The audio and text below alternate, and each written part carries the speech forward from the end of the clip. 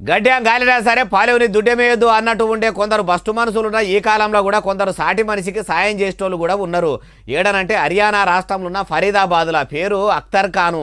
ఆయన ఎంత నియ్యదుగల్లోడో, అసలు అంత గొప్ప పని ఏం చేసిండే బాలన్న ఏం కథ అంటే అన్ని ముచ్చట్లు కూడా హర్యానా దాకా పోయి అరుచుకుందాం పారి. ఫరీదాబాద్లో అఖ్తర్ ఖాను పాత ఇనుప సామాన్ల దుకాణం నడుపుతాడట.